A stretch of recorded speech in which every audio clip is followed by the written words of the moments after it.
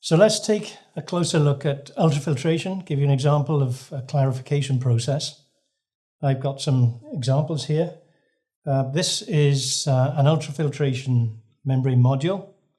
It's a cut-off section. It looks the same both ends.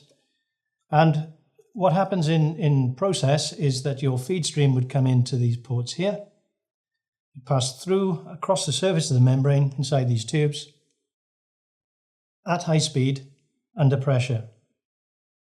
The membrane will allow anything in solution to go through the pores of the membrane into this outer chamber and off out of this port, either as a finished product or to another stage for further processing.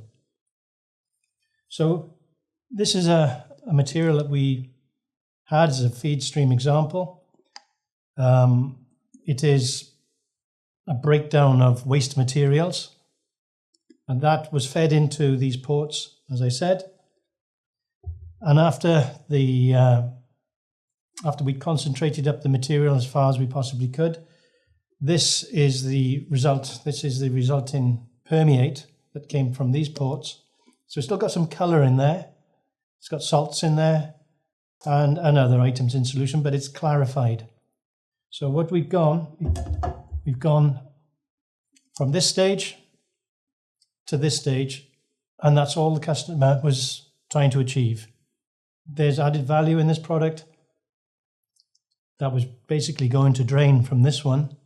So he's gained a unique new product that he can supply to his customers.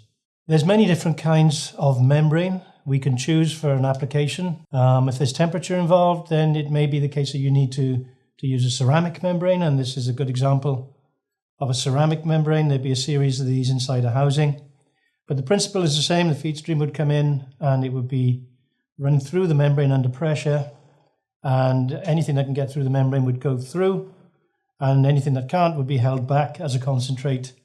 Eventually, in a batch process, it would be concentrated down to a small volume. We tend to say, as a process overall, you can get about 75 to 95% recovery in most applications.